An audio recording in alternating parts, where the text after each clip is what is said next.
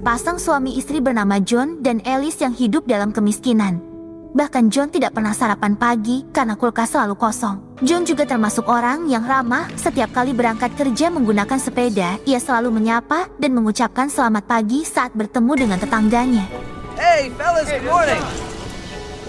Sementara Alice bersiap-siap untuk melamar pekerjaan untuk memenuhi kebutuhan mereka. Tapi sayangnya saat interview dia tidak lolos. All of whom have master's degrees. Sesampainya di rumah, teman SMA Alice bernama Henry datang untuk menagih hutang. Tapi tingkah Henry ini terlihat ingin menyolder lubang charger Alice.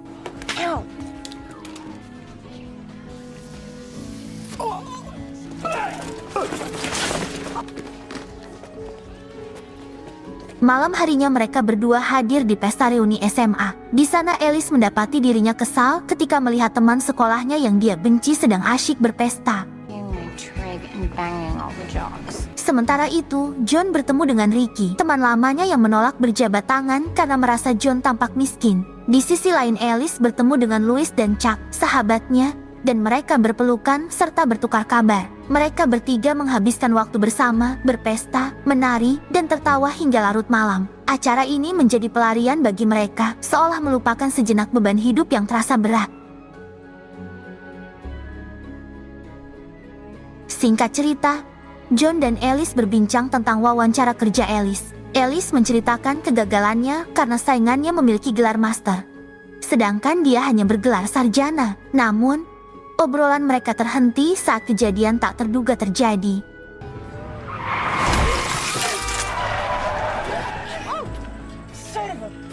Tetapi untungnya, keduanya selamat tanpa luka sedikit pun.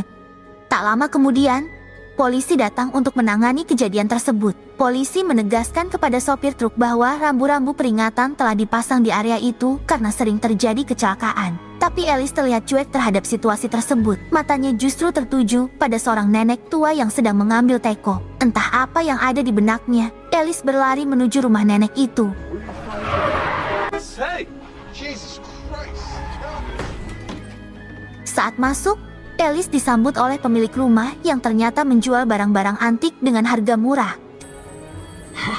Ketika nenek itu mengangkat telepon, Alice hanya tertarik dengan teko dan mulai mencarinya di sekitar rumah.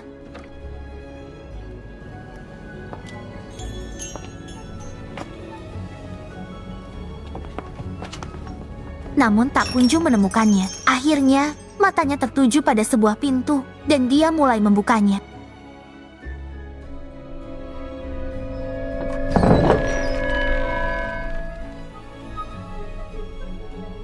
Alice akhirnya menemukan teko yang dia cari. Entah kenapa, dia sangat ingin memilikinya. Namun mengingat dirinya miskin dan tak punya uang, Alice nekat mencuri teko itu dan langsung kabur.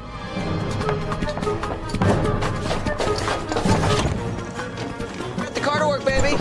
Okay, great. Go, go, go, go. Tanpa penjelasan apapun, Alice menyuruh John tancap gas. Dalam perjalanan, John bertanya mengapa Alice begitu panik, namun Alice hanya tersenyum sambil menatap teko itu.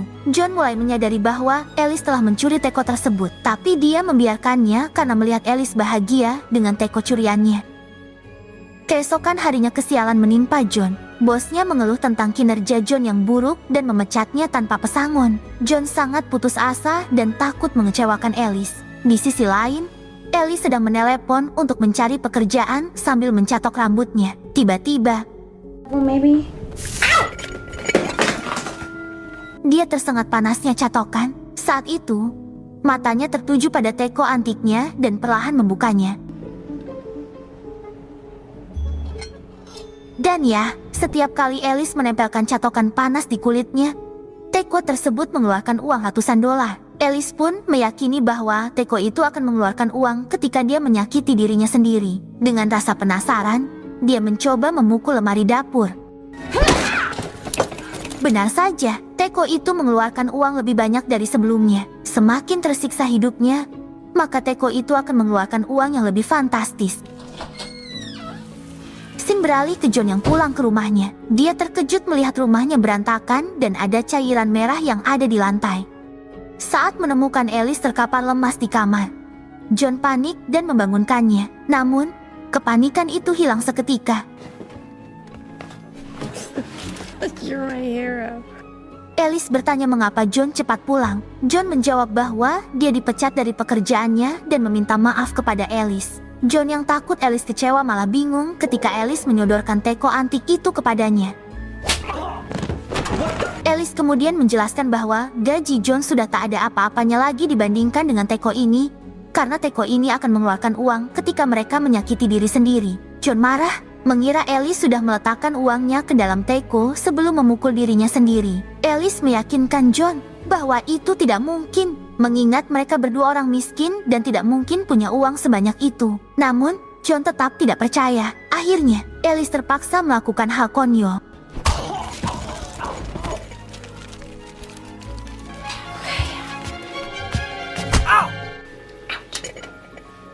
Singkat cerita, Alice terbangun dari tidurnya dan mendapati John sudah tidak ada di sampingnya. Kemudian, dia menemukan surat dari John. John membawa teko ajaib itu kepada pemiliknya. Seorang nenek tua. Ia tidak ingin istrinya terus-menerus menyakiti dirinya sendiri demi uang. Namun sialnya, toko barang antik itu tutup. John pun terpaksa membawa teko itu kembali. John pergi ke museum benda antik berharap ada yang mau membeli teko itu. Tanpa sadar, John muncul di acara televisi dan diwawancarai tentang teko itu. Dia menjelaskan bahwa John menemukan teko tersebut di tempat sampah. Pada saat itu juga, seorang pria bernama Dr. Ling menonton acara tersebut. Sepertinya Dr. Ling mengenali asal-usul teko ajaib itu dan langsung menunjukkan titik lokasi di peta tempat John berada. Sepertinya, Dr. Ling akan mencari keberadaan teko tersebut. Kemudian, teko yang dibawa John ditawar dengan harga $5.000, tetapi John keberatan dengan harga tersebut. Akhirnya, dia membawa teko itu kembali ke rumahnya. Saat tiba di rumah, John menyuruh Alice berjanji untuk menggunakan teko ini sampai memiliki $1 juta saja dan akan berhenti sebelum semuanya menjadi tak terkendali. Hingga akhirnya, mereka memiliki ribuan dolar. Karena jiwa miskinnya masih bergetar, mereka berdua pun mulai perawatan diri. Dimulai mencukur rambut chargernya, menato tubuhnya, hingga merawat giginya. Tapi sepertinya Alice ini belum puas dengan apa yang sudah ia dapatkan. Alice mencari cara agar teko itu bisa mengeluarkan uang tanpa diketahui oleh si John. Dan inilah yang terjadi. Apparently drunk. Okay. I'm gonna spank you with that. Yeah, I do. It's crazy. Harder! Harder? Wow, John tidak menyadari kalau tingkah istrinya ini hanya demi menambah uang dari tekonya. Beberapa bulan kemudian, mereka mengundang keluarga Alice untuk makan bersama. Tapi obrolan si John ini sangat sombong, yang membuat ibu mertuanya curiga. Ia menanyakan kepada John, pekerjaan apa yang sebenarnya ia jalani, dan kenapa seorang gembel sepertimu bisa mendapatkan gaji di atas telemarketing. John menjawab bahwa ia usaha di bidang investasi telur ayam yang sangat menjanjikan, di mana ia mendapatkan banyak investor dari banyak para pengusaha. Namun, ibunya tetap tak percaya, karena penampilan John yang gembel ini enggak akan mungkin membuat para investor percaya. Saking tak percayanya, ibu mertua meyakini bahwa John dan Alice bekerja sebagai germo. Walaupun kata-kata itu menyakitkan Alice, tapi si John tetap bodoh amat, yang penting gak miskin lagi. Singkat cerita, saat mereka sedang asyik berdua, terdengar suara ketukan pintu rumah. Saat pintu dibuka, tiba-tiba dua orang Yahudi menyerang John.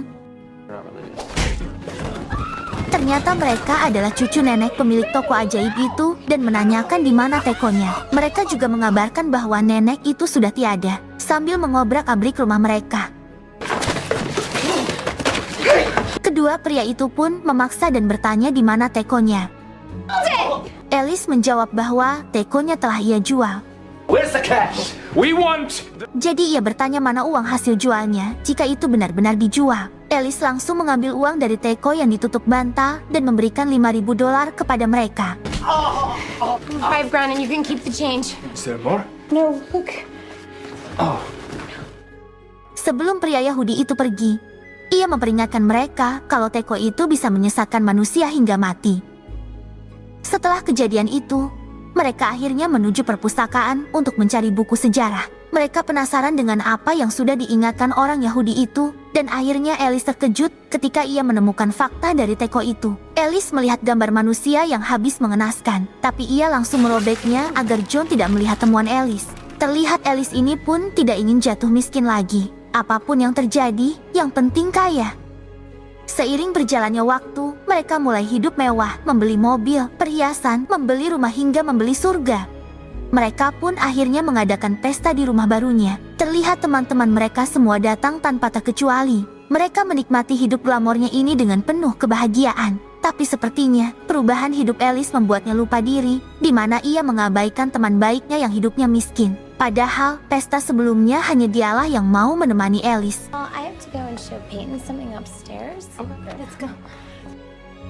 Tapi berbeda dengan John, ia tetap berteman baik dengan siapapun tanpa memikirkan teman kaya ataupun miskin. Hingga tiba saatnya, John akhirnya kedatangan Dr. Ling jauh-jauh dari China. Ia mengatakan bahwa lembaganya sangat berminat dengan barang antik, khususnya teko yang pernah John bawa ke museum. Jadi Dr. Ling meminta izin kepada John untuk masuk ke dalam rumahnya. Namun, John meminta waktu untuk bicara dengan Ellie sebentar. John berpikir mungkin ada baiknya mengizinkan Dr. Ling masuk karena John butuh informasi tentang teko itu. Namun, Alice curiga kalau Dr. Ling akan merebut tekonya karena ia tak mau hidup miskin lagi. Akhirnya, John dan Alice keluar dan mengatakan ke Dr. Ling bahwa mereka sudah mendonasikan teko antiknya ke museum. Tapi Dr. Ling terus memaksa untuk bicara membahas teko antik itu, yang dijawab kesal oleh Alice bahwa mereka sudah tidak memilikinya. Saat mereka akan menutup pintu, Dr. Ling mengatakan bahwa mereka harus mendengarkannya sebelum mereka terlambat. Leave us alone and get off of our property.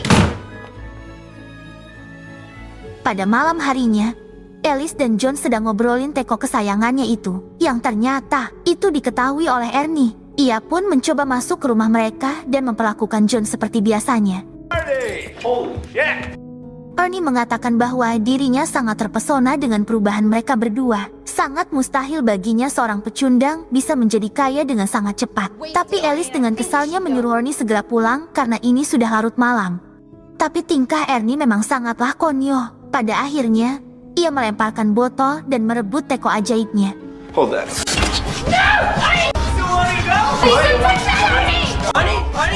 Ernie keluar kabur dari rumah dan mereka mengejarnya. Alice kira Ernie akan mencuri teko itu untuk dibawanya pergi. Tapi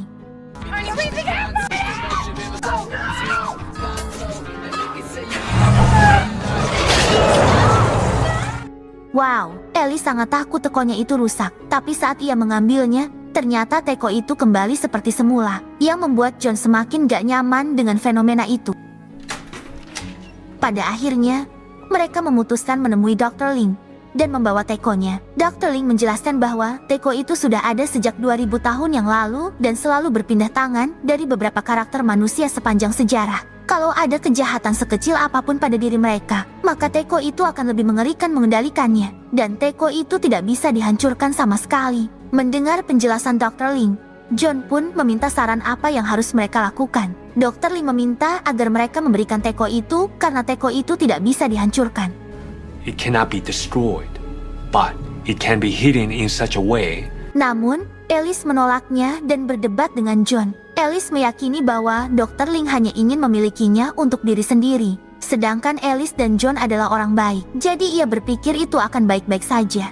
Saat mereka kembali ke rumah, Alice terbangun karena mendengar sesuatu. Ia membangunkan John untuk melihat situasi di rumahnya. Ternyata, itu adalah dua orang Yahudi. Mereka berhasil mencuri semua uang mereka. John mencoba melawan, tapi ketika Alice keluar dengan tekonya, kedua Yahudi itu justru takut dengan teko itu. Saat mereka akan kabur, Alice menyerang mereka dengan teko. Pria itu memegang tekonya, tapi pria satunya melarang untuk menyentuhnya, dan akhirnya mereka pun kabur. Alice mengejarnya, tapi sial. Pagi harinya, terlihat teko itu masih ada di rumah mereka. John terbangun dan melihat Alice masih pingsan di lantai bawah. Why didn't you stop them? Alice sadar dan langsung teriak histeris karena uang mereka telah habis. Ia menyesal karena uang yang selama ini mereka kumpulkan adalah hasil dari menyakiti diri sendiri. Dengan menyimpan banyak uang, mereka tak perlu lagi untuk sering menyakiti diri sendiri.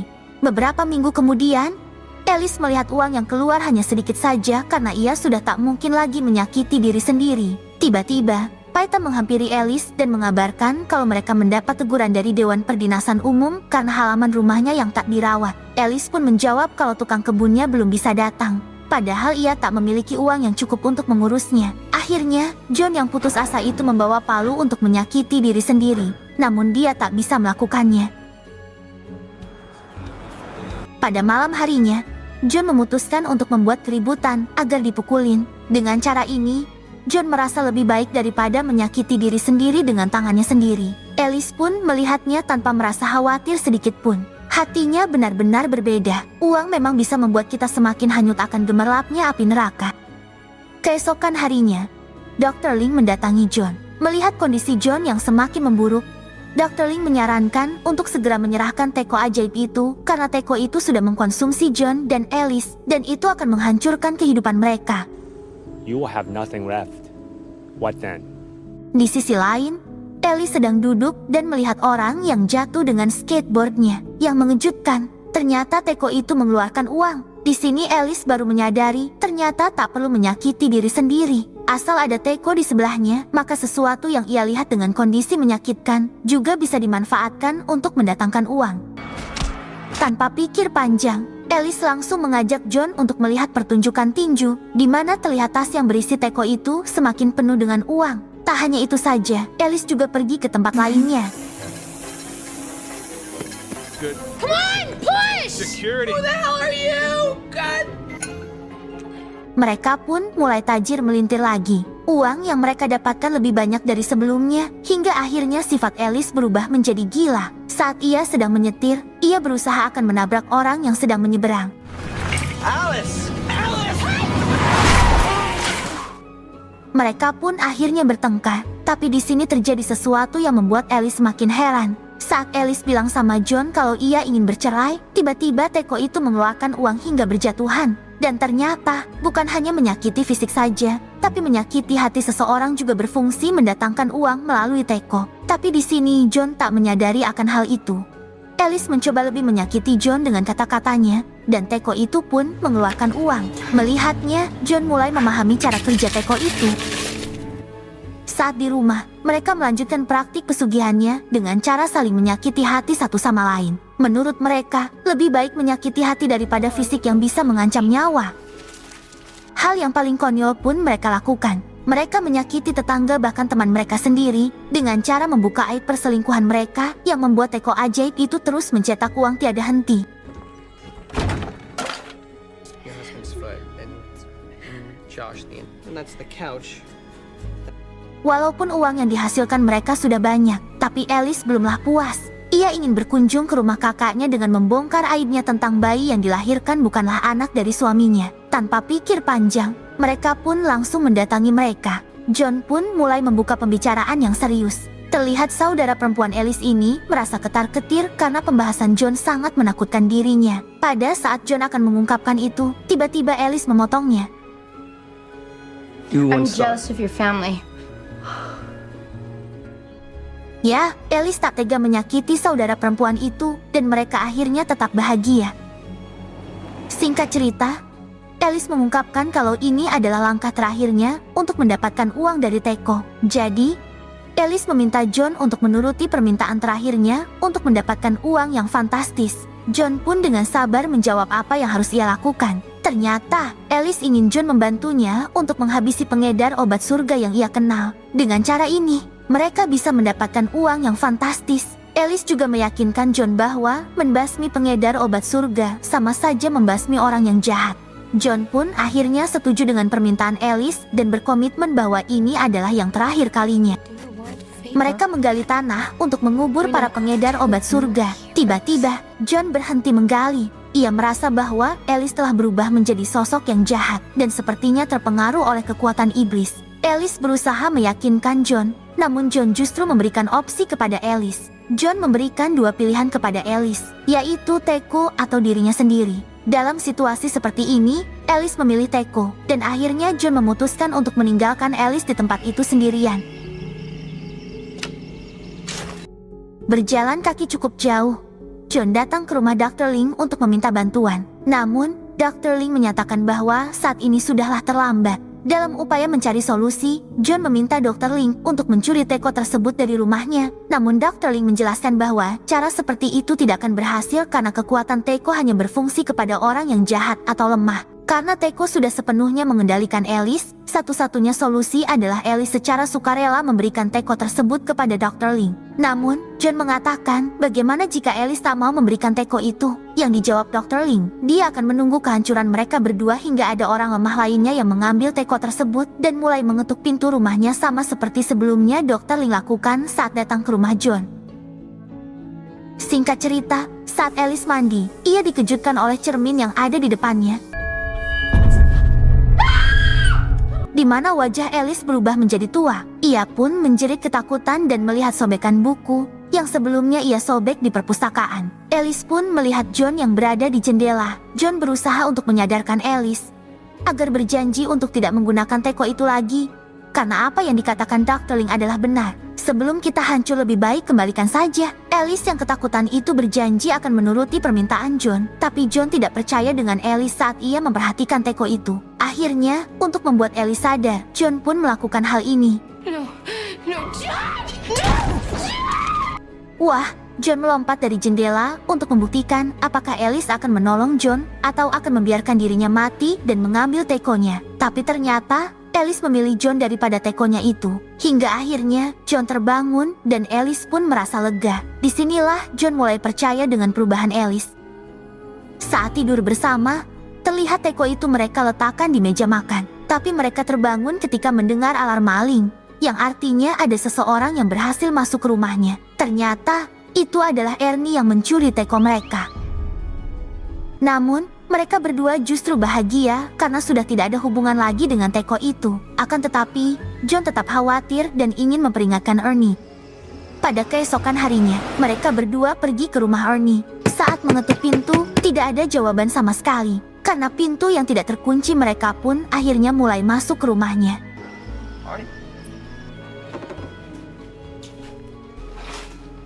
We're too late. Seriously? Dan ya, ternyata Ernie sudah melukai dirinya sendiri dan mengetahui fungsi dari Teko itu. Bukan hanya itu saja, istri Ernie juga terlihat gila sambil menodongkan senapan kepada mereka berdua.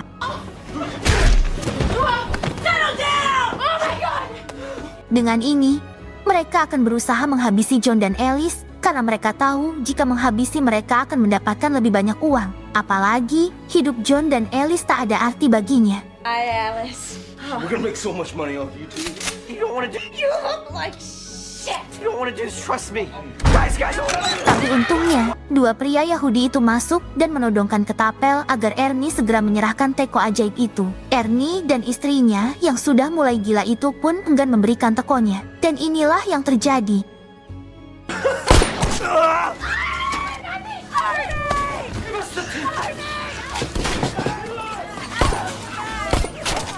Mereka semuanya habis dan hanya menyisakan uang yang berserakan. Alice dan John kemudian mengambil Teko itu dan memberikannya kepada Dr. Ling. Dr. Ling mengucapkan terima kasih kepada mereka berdua dan mengungkapkan bahwa John dan Alice adalah orang yang terkuat dalam sejarah yang bisa melepaskan Tekonya itu. Scene beralih menampilkan Louis yang sedang membuka kotak surat. Ia sangat terkejut karena Alice mengirimkan cek $250.000 untuk modal usahanya. Hal ini jelas membuatnya sangat bahagia bersama Chuck. Dan kini Alice dan John juga sudah kembali seperti semula. Ia menghadiahkan semua kekayaannya untuk teman-temannya yang miskin. Dan Alice pun tengah hamil 100 bulan. Sampai film ini tamat pun gak akan pernah lahir bayinya. Lalu bagaimana dengan Teko itu yang dibawa Dr. Ling? Tenang aja. Teko itu dibawa oleh Dr. Ling di sebuah kapal dan sesuai janjinya, ia membuangnya di tengah lautan. Dan film pun tamat. Gimana menurut kalian? Apakah kalian penasaran titik lokasi Dr. Ling membuang Teko itu? Komen nomor WhatsApp kalian, nanti aku share lokasinya. Dan pesan apa yang bisa kita ambil dari film ini? Tulis di kolom komentar ya. Terima kasih sudah menonton dan sampai jumpa di alur cerita film berikutnya.